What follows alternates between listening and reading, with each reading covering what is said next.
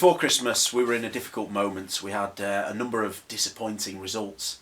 In particular, the unfortunate defeat at St Michael's, the draw at home to Gatley St James, and that heartbreaking defeat at Kings Manchester. And those have really put us too far behind in the title race. And I think the reasons for that were mainly the fact that we weren't able to name a consistent lineup. We had players unavailable due to injury, unavailability, lots of different reasons, and that just meant that we weren't able to name a consistent lineup, and we had to change personnel and change formation from game to game, and I think that was the reason why we had such a difficult run of form. I think the difference for us this calendar year has been kind of the opposite of what I was just talking about, in terms of being able to name a more consistent squad of players and being able to stick with a formation. Although there has been a couple of times where we've changed the formation and that's worked, but having that same group of lads to call upon has really helped us, I think.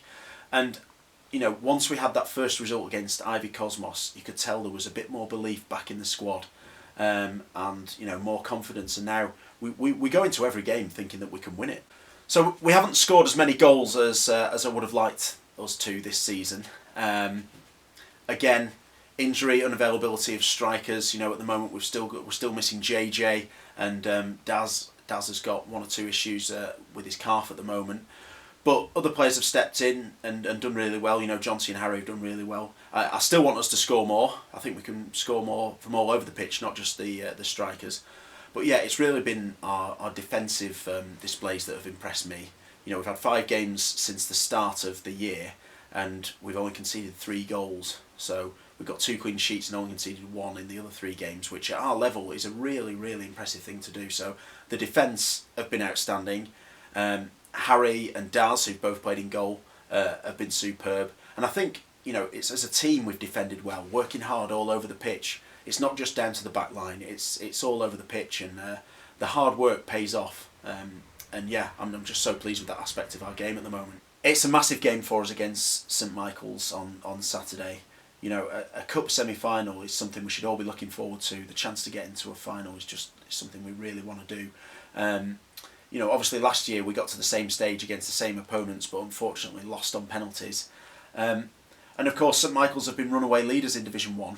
We feel we should be closer to them. We still feel a bit miffed that we didn't beat them at their place earlier in the season. So there's plenty of reasons for us to want to win on Saturday, but we're going to have to be at the top of our game. We're going to have to show the same level of effort, work rate and quality of football that we have done in recent weeks if we're going to get through to that final. But if we do, it would be a really, really big achievement. Yeah, it was a historic moment when we won the Charity Cup back in 2017. Obviously Phil was the manager back then, but I was in the team. I actually scored that day and scored in the semi-final, little known fact. And yeah, it was just such a good day for the church, for the team, for everyone involved, for families of people in the team. And we want to do that again. We've only won 1 cup in the 10 years that we've been going, and I really think that we're a quality team now, and we deserve more silverware. And so that makes it that little bit bigger for us on Saturday. As I say though, St Michael's Trinity, they're an excellent team, all over the pitch. They're really solid and they've got loads of quality. So we're going to have to be at the absolute top of our game if we want to beat them. And if we do beat them, then that shows how far we've come and shows that we can beat anyone in the league. It would be really great if we could have as many people down to support us as possible. It's always such a big thing if you can have people cheering you on from the sidelines, whether it's the rest of the squad, whether it's friends and family, whether it's people from the church. It really does help us so much. And, in such a big game as this, our biggest game of the season, that 12th man, as it were, could really give us the extra boost that we need to get the win.